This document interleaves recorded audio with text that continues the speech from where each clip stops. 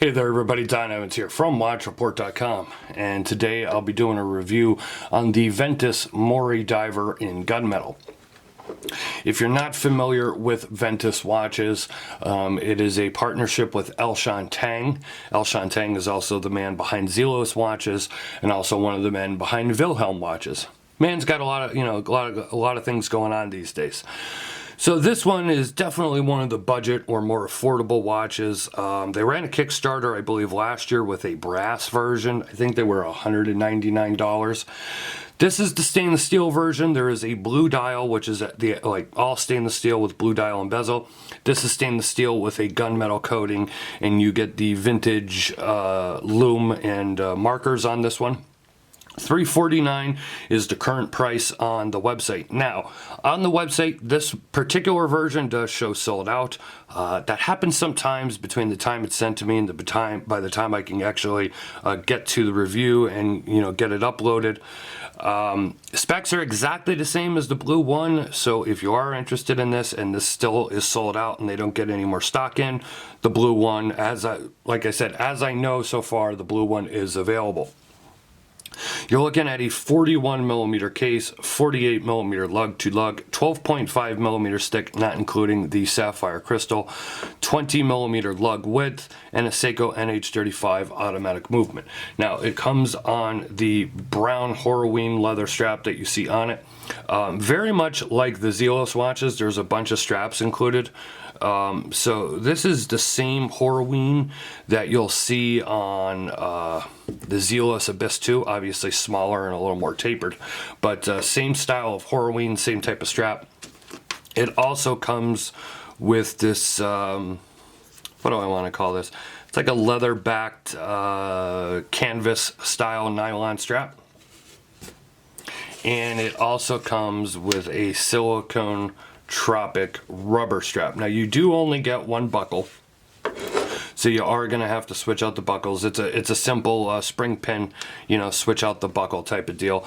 And at $349, it includes 3 straps. I don't expect it to include 3 different buckles as well. Let me go ahead here and give you a look at the dial and the case. So you can see right off the bat, one of the things is it's a very, very clean watch. Obviously just the logo, no other writing, the date at the 3 o'clock position, the 3 arrows here with the bezel pip, the 12 o'clock marker, and the Ventus logo. One of the other things that you can notice though is how the hands are different color than the rest of the markers. And that is, I assume, obviously, it's intentional. It does give a slightly different color with the lume in the dark between the hands and the markers.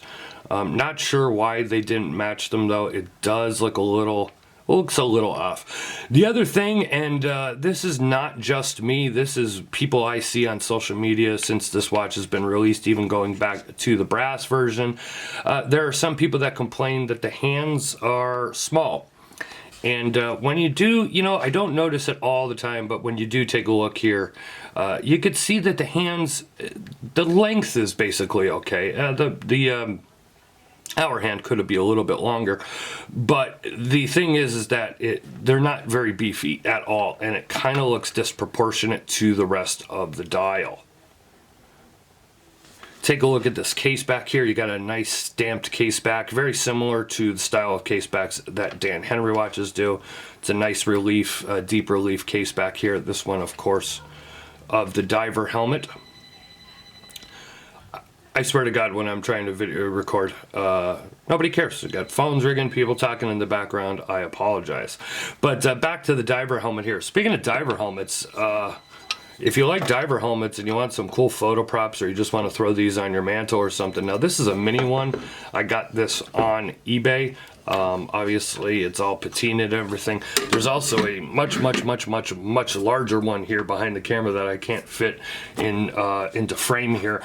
Prices vary on those. I actually paid $35 for the 2 of them from a guy on eBay, but sometimes you can get some newer ones that are $50-$60. I have no idea why that phone won't stop ringing, and I'm gonna go break it in about 10 seconds.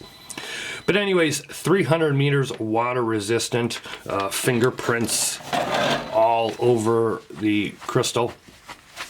We'll wipe those off. This is as real as it gets here, folks. 300 meters, water resistant. It does have a screw down crown. Now, yeah, this watch is listed at 41 millimeters, and I've talked about this in length, so I don't want to harp on it here. I wear smaller watches these days, but I'll still, you know, wear a 44, 45 millimeter watch.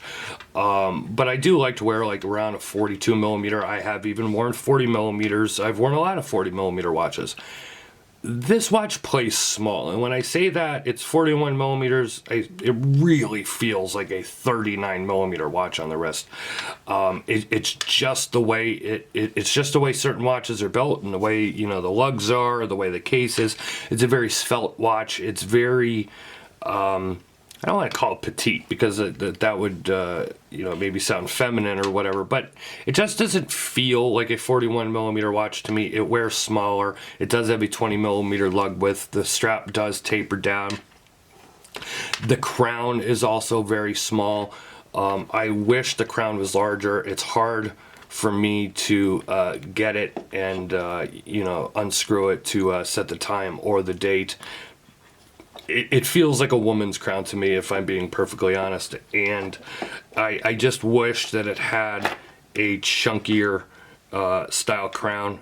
And see, I got to do this off camera, I apologize. It's hard for me to screw it back down. Okay, apologize for that.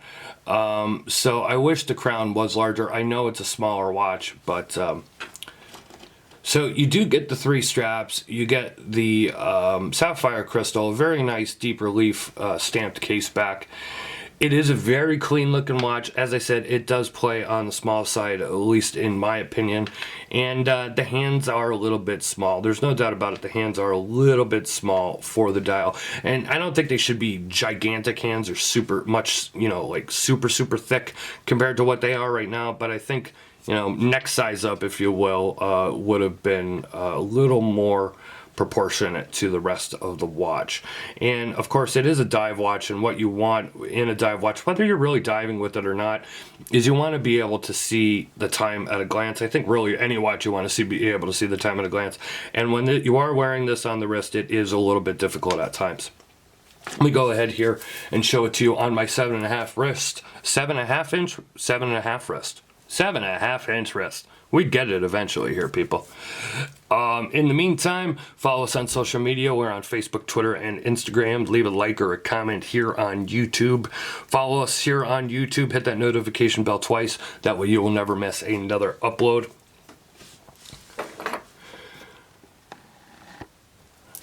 Check out the full review at watchreport.com. Click the eye in the upper right hand part of the screen. We'll take you over there so you could see my written review and more thoughts and comments on this watch.